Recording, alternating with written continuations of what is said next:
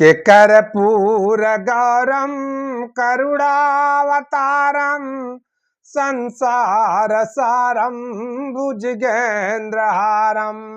मैं हूं पंडित छेदी लाल ओझा, अयोध्या वासी हूं। प्रभु श्री राम के चरणों में खुद को समर्पित कर चुका हूं। प्रभु श्री राम के इस धाम पर जो भी आएगा उसका काम हो जाएगा। जैसा कि आप सबको ज्ञात है कि प्रभु श्री राम के मंदिर का शिलान्यास होने वाला है और मोदी जी आएंगे 22 जनवरी को। जैसा कि आपको ये भी पता है कि आज भी मोदी जी यहाँ पधार रहे हैं।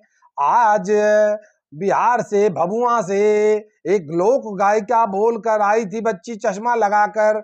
चश्मैया आई और बोली कि पंडित जी आपसे कई चीजों पर विधिवत जानकारी चाहिए। मैंने कहा बच्चा, सनातन धर्म सबकी सेवा करता है, सबको एक समान समझता है, कहो क्या समस्या है। उन्होंने हमसे कहा कि बाबा जी आज मेरी हाथ में बड़ी खुजली हो रही है। हमने कहा बच्चा पोहा, हाथ में खुजली हो रही है मतलब तुमको धन की प्राप्ति है। कहने लगी कि दाहिने बाएं दोनों में खुजली हो रही है। हमने कहा अवश्य धन की प्राप्ति है।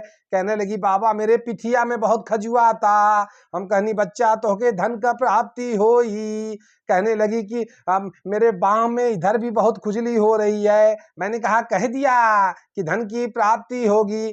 फिर कहने लगी जे मुड़िया बहुत खजुआ था। हमने कहा बच्चा निकाल, यहाँ से निकाल, अब धन की प्राप्ति नहीं होगी। अगर पूरा दहिए तोर खजुआता तो समझ ले कि तोरा खजुहट हो गइल बा, ते जाके दवाई ले। फिर कहने लगी कि बाबा बाबा मैं कुंडली लाई हूं। मैंने कहा क्या चाहिए?